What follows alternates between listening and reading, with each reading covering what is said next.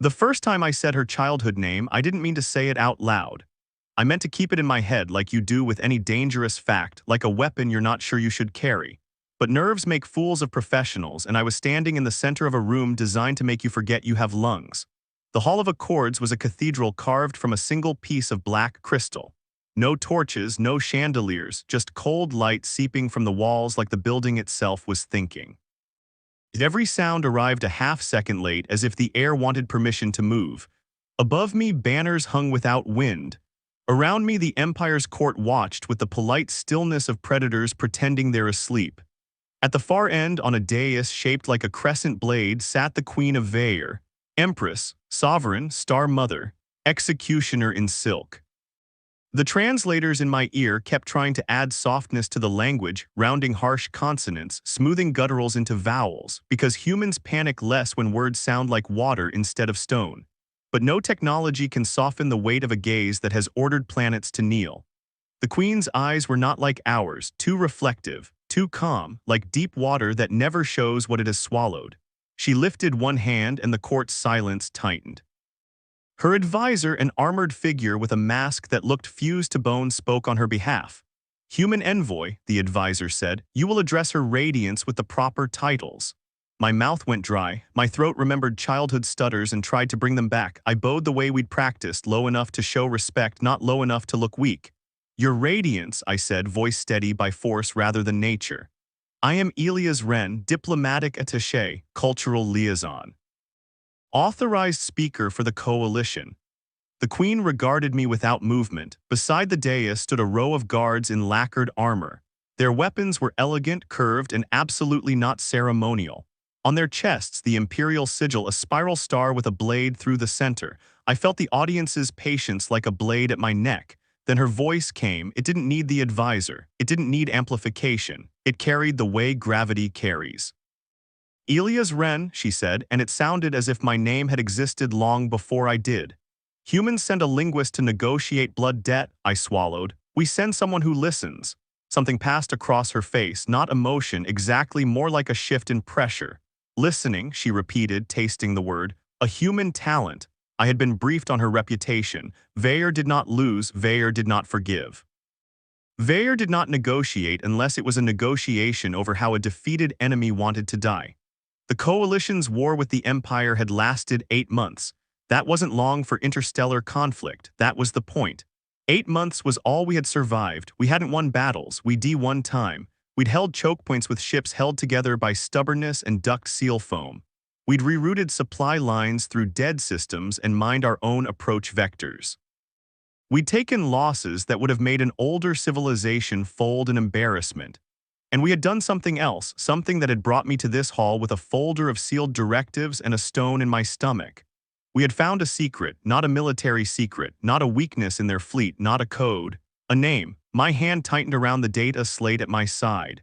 I could feel the sealed strip across its edge, a security band that would snap if tampered with.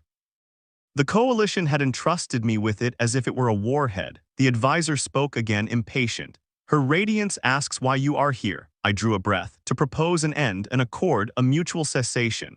That earned a ripple across the hall, barely perceptible, but there, the sound of amusement restrained. The Queen leaned forward a fraction. "Mutual," she echoed. "You use that word as if you believe in it." I met her eyes. "Because you don't survive a predator by staring at your shoes." "We believe in survival," I said, "and we believe your empire does too." A pause. Then softly she asked, "What is it you think you can offer that would make me stop?" The right answer was nothing, because offering implies she needed something. The wrong answer was everything, because desperation is assent. I had a third answer, one I wasn't sure was a weapon or a prayer. I said, "I think you already stopped." The hall sharpened. The guards shifted their weight. The advisor's hand moved subtly to the hilt of their side blade. The Queen's gaze narrowed. "Explain." My tongue stuck to my teeth. I had rehearsed numbers, fleet counts, attrition rates, treaty clauses. I had memorized the names of contested systems and the tonnage of destroyed carriers. But none of that had real weight here. None of that would make a ruler like her pause. So I did the thing my instructors told me never to do. I spoke without script. 2 weeks ago," I said, "your armada held at the edge of the Harridan corridor. You could have pushed. You didn't. You could have burned our supply hubs. You didn't. You withdrew, quietly, cleanly, like you were reconsidering." The Queen's expression did not change, but the air did. The pressure in the hall shifted like the building leaned in. Perhaps, she said, I grew bored. The court's restrained amusement returned. Relief tried to rise in my chest, then died because her eyes were too still. She wasn't bored. She was calculating. I could feel the sealed slate at my side like a heartbeat. My voice came out lower. Or perhaps, I said, you heard something. Her gaze flicked just once to my throat where my translator sat, then back to my eyes. What could I hear, she asked. From humans? The translator whispered the words in my ear. The machine's tone tried to add curiosity where there was none, but I didn't need the translation. Her meaning was universal. You are small, you are loud, you are temporary. What could you possibly have said that would reach me? I didn't mean to say it. I swear I didn't. But the name had lived in my mind for days like a splinter, and splinters come out when you press on them. Her eyes held me and my mouth betrayed me. Saw, I began, and then the full word fell out like a dropped knife. Sorry. It was a soft name, a child's name, a name that did not belong in this hall. For half a second, nothing happened. Then the Queen's fingers, those perfectly still hands, twitched. The sound in the room changed. It wasn't a gasp. Veyer didn't gasp. It was something worse, a collective, involuntary stillness. The advisor's head snapped toward me. A guard took a step. Another raised a weapon, not all the way, but enough. The court's gaze sharpened into 1,000 points. The Queen did not stand. She did not shout. She did not even move her head. She only whispered, and the whisper somehow rang louder than any scream. How do you know that, she said, when nobody knows? My translator faltered. The words in my ear arrived warped, delayed, like the machine itself had startled. My lungs stopped working. I had known this moment would be dangerous. I had not understood it would feel like stepping onto a floor that might become a trapdoor at any second. I forced my body to breathe. I'm not here to threaten you, I said quickly. I'm not here to use it as leverage. The advisor's voice cut through. You spoke a forbidden sound. You will explain or you will be silenced. The word silenced landed like a promise. The Queen lifted a finger. The advisor froze mid-motion. The guards held their positions, tense as drawn wire. Her eyes did not leave mine. Answer, she said. Now, there are truths you can tell that are safe because they are unbelievable, so I chose one of those. We found it in a lullaby, I said. The court did something like recoil, not physically, but in collective disdain. The Queen's eyes narrowed. A song. Yes, I said. My mouth moved faster now because if I stopped, fear would catch up. A transmission, old, buried, a cadence used for infant sleep, a frequency pattern. The Queen's posture didn't shift, but her attention sharpened so intensely it felt like my skin tightened. Continue. I swallowed again, forced my hands to remain at my sides, palms open. During the siege of the Kestrel Moon, I said, our signal corps intercepted a low-power transmission on an obsolete band. It wasn't military. It wasn't encrypted, it was repetitive. Propaganda, the advisor spat. No, I said, not even that, it was too soft. I watched the Queen's face as I spoke, looking for any crack. The crack came as a nearly invisible tightening around her eyes. I went on. At first we thought it was a malfunction, a beacon stuck in loop, but one of our analysts, Lieutenant Nia Patel, recognized a pattern, not in meaning, in rhythm, like a cradle song. The court's disdain flickered, replaced by something colder. Interest maybe, or suspicion. I said, we ran it through audio reconstruction, we slowed it down, we mapped the tonal intervals against your language's early form phonemes. The advisor's mask tilted as if the idea offended them. You presume to know our early form phonemes. I don't presume, I said, I study, and we had a reference, the Veyer archive fragments captured at Oran Station. Mention of Oran Station brought a ripple, an old wound. A place where humans had done the unthinkable, boarded an imperial relic vault and walked out alive. The Queen's voice stayed level. What did you hear? I hesitated. This was the part where it stops being a report and becomes a story. Stories are dangerous because they can become real, but I was already in it. I said softly, I heard a voice, not adult, not ceremonial, a child singing to herself. The hall did not move. But I felt eyes on me like weights. I don't know how to translate it perfectly, I admitted. But the feeling, do not speak of feeling, the advisor snapped. The Queen's finger lifted again and the advisor fell silent as if the air had closed around their throat. Her eyes stayed on me. Speak. I chose my words carefully. In the transmission, the child repeats a name. It's not a title. It's not a lineage mark. It's intimate, personal, like the way a mother calls you when you've scraped your knee. The Queen's gaze sharpened further. And the name was that. Sorry, I whispered. For the first time since I entered, something like color drained from her face, not dramatically, not for the court to see, but I saw it. I was close enough. I had trained my whole life to read what powerful people try to hide. The queen breathed out slow, controlled. Then she said something in her native tongue without the translator. A single clipped command. The sound cracked like a whip. The guards moved, not toward me. Toward the doors, they sealed. The hall became a box. My translator whispered, delayed, clear the hall. The court erupted, not with noise, but with motion. The nobles backed away. The advisors retreated. The attendants vanished with practiced speed like smoke being pulled through a vent. In less than a minute, the Hall of Accords was empty except for the queen, her masked advisor, 2 guards, and me. And the silence changed. Public silence is theater. Private silence is truth. The queen rose. She wasn't tall by human standards, but everything about her felt tall, the way she occupied space, the way she seemed to decide where gravity should be. She descended from the dais in slow steps. Each footfall made no sound, but my bones heard it anyway. She stopped a few paces from me. Up close, her eyes looked older than her face, like she had lived inside them for a very long time. No one knows that name, she said softly. Not my court, not my enemies, not my allies. Her voice tightened. Not even my sister. My throat went tight. Then it was never meant for anyone else, I said. Her hand rose slowly. A guard's weapon shifted. I held still. The queen's fingers did not touch me. They hovered just in front of my translator as if she wanted to crush it between thumb and forefinger. Do you understand, she asked, what you have done by speaking it here? I understand it was dangerous, I said. Dangerous, she repeated, and there it was something like bitter amusement. That is what you call it. I forced my voice to remain steady. Then tell me what it is to you. Her eyes sharpened. For a heartbeat, I thought she might strike me or order it or simply decide I no longer existed. Instead, she lowered her hand. You said you found it in a lullaby, she murmured. Where? I opened the slate in my mind like a map. Kestrel Moon, Siege Week 3, bandwidth 14.9 kHz, power output minimal, source triangulated to a drifting debris field. Her expression barely shifted, but her eyes did. They went somewhere else, far away, deep into memory.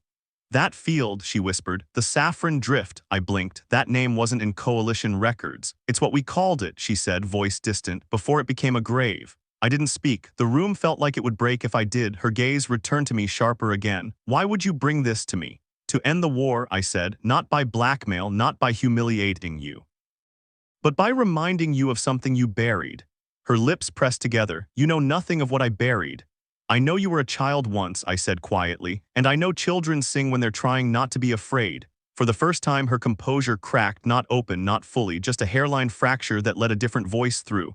You think that name is innocence, she said. You think it is softness. You think you can reach into my past and pull out a gentler creature. I swallowed. I think that creature still exists, somewhere. Her eyes burned. And what if it does? I forced my hands to stay open. Then perhaps she doesn't want to rule a galaxy of ash. The guards did not move, but the air felt tighter, like everyone in the room had forgotten breathing was optional. The queen turned away abruptly as if facing me was too intimate. She walked a few steps, hands clasped behind her back. Her cloak, dark and heavy, flowed without sound. She stopped beneath a pillar carved with the history of her dynasty, victories etched in stone, enemies reduced to symbols. Humans, she said, are strange. We get that a lot, I said before I could stop myself. For a heartbeat, I thought I'd died. Then, unbelievably, she let out a sound that might have been a laugh if it weren't so tired. Bold, she murmured, or foolish. Usually both, I admitted. She faced me again. Tell me about this transmission. So I did. I told her about the analyst who had stayed awake for 30 hours chasing a pattern. About the way the tone fell in thirds, the way it repeated every 90 seconds like a heartbeat. About how the reconstructed voice had been thin and wavering, like someone singing into their own hands. I did not tell her the part that had haunted me most, the part the coalition had instructed me to withhold until necessary. But the queen's eyes pinned me, and I realized she could smell omission the way sharks smell blood. What else? She said. I hesitated, her voice sharpened. What else? So I told her. The lullaby wasn't broadcast to the Empire, I said. It was broadcast to someone else. Her face went still. It was an old distress code, I continued. But not a military one, a family code, a way to say I'm alive, I'm here, come find me. The queen's breath caught, so small I might have imagined it if I hadn't been watching her throat. I took a step forward, then stopped, giving her space. The child wasn't singing for comfort, I said softly. She was sending a message. Her eyes were suddenly wet, not with tears that fell, but with the brightness of something held back with force. Impossible, she whispered. She died. I didn't ask who, I didn't have to. The queen's fingers curled, nails pressing into her palm. No one knows that name because I killed it, she said, voice low. I killed it the day the drift burned. I killed it so nothing could hurt it again. Her gaze lifted to me, and it was the most terrifying thing I had seen, not rage, not cruelty, but grief sharpened into something functional. You are telling me, she said, that name was spoken into the void as a beacon. Yes, I said, and the beacon kept transmitting long after the battle ended. Her eyes narrowed. How long? I swallowed. 212 days. The queen's body went rigid. That's not, her voice faltered, then hardened. That's not possible. It was low power, I said, barely detectable, but it was there. Her head turned slightly as if she listened to something only she could hear. Then she said very softly, only one person called me that. My stomach sank. You, I realized. The queen looked at me like I'd finally understood the shape of the blade. It was not my name, she said. It was what my mother called me when she wanted me to hide. The hall seemed to tilt. I said carefully, hide from what? Her jaw tightened. From my father's court, from the knives, from the heirs who wished me gone, from the truth of what I was. I didn't move, my heart pounded. She stepped closer again until the distance between us felt like a confession. You think you have found a weakness, she whispered. But what you have found is a door that was sealed for a reason. I forced my voice steady. Doors can be opened, I said, if what's behind them matters. Her eyes flared. It mattered, that is why it was buried. A long pause, then she said something that made my skin prickle. Play it. My mouth went dry. Your radiance, play it, she repeated, and the air itself seemed to obey. My fingers trembled as I accessed the slate. The security seal snapped with a soft click like a bone breaking. The coalition's directive had been clear. Do not share the audio unless the queen demands it. If she demands it, do not refuse. I tapped the file. A soft, warped sound filled the hall, thin, crackling, ghostly. At first it was just static, like rain on dead leaves. Then faintly a voice, a child's voice. It wasn't singing in a human melody. It was a sequence of tones that rose and fell like breathing. The translator tried to grab it and failed, spitting nonsense. But the name came through clear because names carve grooves into the mind. Sorry, the child's voice murmured, half song, half whisper. Sorry, sorry, the queen froze so completely she might have been carved. The voice continued, and there was something else beneath the name, another sound, a rhythm like tapping, not random, a code. The queen's lips parted, no sound came. The child whispered again, closer now, as if leaning toward the listener across centuries of darkness. Sorry, come home. The last words were distorted, but the intent hit like a physical thing. The recording looped. Again the name, again the tapping, again the plea. The queen's breath shuddered once, controlled, viciously contained. Her eyes closed. For a moment she looked less like a ruler and more like someone standing in a fire they had learned to call warmth. When she opened her eyes, they were not wet anymore. They were hard, bright, and terrifyingly alive. She reached out and took the slate from my hands, not violently, not gently, simply decisively, as if the object belonged to her by right of pain. What is the origin? She demanded. The exact coordinates. I don't have them, I lied reflexively and regretted it immediately. Her gaze snapped to me. The air around us seemed to thin. I corrected myself fast. I have them sealed, I said, voice tight, by coalition order, but I forced myself to hold her eyes. I will give them to you on one condition. The guards moved. Blades hissed from sheaths like whispering threats. The queen did not look at them. She stared at me as if deciding whether my spine should remain inside my body. You bargain, she said softly, with me. I negotiate, I corrected, voice shaking but upright, with sorry. For a heartbeat, her face betrayed something like shock, then her expression turned unreadable. She stepped close enough that the guards would have killed me for breathing wrong. You speak that name like you own it, she murmured. No, I said quietly. I speak it like it matters. Silence. Then astonishingly, she turned her head slightly, just enough that I saw a thin, pale scar behind her ear. Old. Neat, surgical, a tracking implant removed. A child hidden, a name used as a shelter. I said gently, my condition is simple. You stop the war, you pull your fleet back from coalition space. You agree to an investigation with human observers. Her laugh was cold. You think I will invite humans into my grief? I think you don't want to be alone with it, I said. That landed harder than any threat could have. Her eyes narrowed. Humans are arrogant, she whispered. We're persistent, I said. It looks similar from the outside. For a long time she said nothing, then she spoke and the words were careful, like she was placing glass on stone. If the beacon is real, she said, and if it is what you believe, then my empire has been hunting the wrong enemies. My stomach tightened. You think someone kept it alive? Her gaze sharpened. Someone had to. That field is dead, a drift of wreckage. Nothing lives there 200 days without support. The implication chilled me. The child's voice, whoever it belonged to, had not been alone, or the beacon had not been a child's voice at all. It could have been a recording kept running by an automated system, or by someone who wanted the Queen's attention, someone who knew the one thing that could reach her, her childhood name. The Queen's grip on the slate tightened. Then she did something no one in this galaxy would have believed if I told them. She looked afraid, not of me, not of humans, afraid of hope. Because hope is the cruelest weapon if it's false. She inhaled slowly, and when she exhaled, she was the Empress again, steel wrapped in silk. Give me the coordinates, she said, and I will give you what you want. The advisor finally found their voice. Her radiance, the Queen lifted her hand without looking, and the advisor fell silent again like an animal trained. I reached into my jacket and pulled out the second sealed packet, the one lined with anti-scan foil. My fingers shook as I held it up. This is everything we have, I said. Signal logs, triangulation, drift mapping, timestamp correlation, the audio. The Queen stared at the packet like it might bite. Then she said very quietly, if this is deception, it's not, I said. And if it is, then whoever made it is playing a game that kills worlds. Her eyes held mine. You understand war, she said, almost surprised. We learned fast, I said. She took the packet. Her fingers brushed mine for an instant, cool, steady. And then she stepped back as if the contact was too intimate. She turned to one of the guards and spoke a rapid command. The guard bowed and left through a side door that had not existed seconds earlier. Then the Queen looked at me again and her voice changed. It softened not in weakness but in something more dangerous, honesty. You should not have spoken that name, she said, not in that hall. I know, I whispered. If my court had heard it, she continued, they would have killed you, not for insult. Fear? Fear of what? I asked. She hesitated. Then she said, fear that their empress was once someone who could be hurt. I swallowed. You still can be, her eyes sharpened. And yet I have built an empire to ensure I am not. A pause, then she said something I didn't expect. Say it again, my chest tightened. Your radiance, say it, she commanded, but the command trembled at the edges. I looked at her, the conqueror, the star tyrant, the woman whose decisions had erased cities from orbit.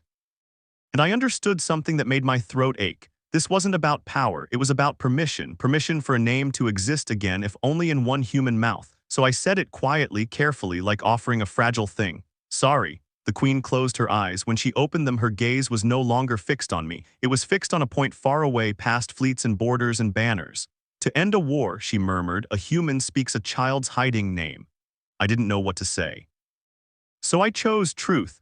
We're good at remembering what matters, I said, her lips pressed together. Then she gave a single sharp nod as if cutting a thread. Very well, she said. We will cease hostilities effective immediately. My heart lurched. Do not make me repeat myself, she snapped, and then the edge faded.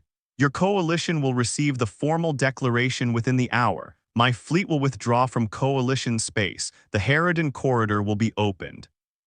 Prisoner exchanges will begin at first light. I stared. Part of me waited for the trapdoor, the twist, the cruelty, but her eyes held something I recognized, not kindness but resolve. You'll do this, I said slowly, because of a transmission. I will do this, she corrected, because someone has touched the one place I never allowed them to reach. She stepped closer one last time, and her voice fell to a whisper meant for no one else in the universe. That voice is real, she said. Then someone kept it, someone preserved it, someone wants me to come. My skin prickled. And if it's a trap, her smile was thin, then the one who built it will learn what it means to call a monster by her childhood name. The guards returned, the doors unsealed, the hall's public air rushed back in like a mask being put on. The advisor bowed stiffly, still seething but obedient. The Queen lifted her chin, and the Empress settled into her bones like armor. Before the court ray entered, she looked at me once more, just a glance, and in that glance was the strangest thing. Gratitude, not for the coordinates, not for the leverage, for the name, for the reminder that beneath every crown is a skull, and beneath every skull is a child who once sang into the dark to prove she existed. As the nobles filtered back in, the Queen reclaimed her dais. The court resumed its carefully arranged stillness. The theater returned, but the world had shifted. Because the war had ended not with a fleet, not with a bomb, not with a treaty clause, it had ended with a lullaby. And somewhere in the drifting graveyard of the Saffron Drift, a beacon still whispered into the void, sorry, sorry, come home, and now the most feared ruler in the galaxy was listening. So was I, because if someone had engineered a trap using a child's name, then this wasn't just a diplomatic mission anymore. It was a hunt. And humanity, stubborn, listening humanity, had just been invited into the Empress's darkest story. Not as prey, not as servants, but as witnesses. And witnesses, I had learned, are dangerous things. Because once you've seen the truth under a crown, you can never pretend the crown is the whole person again.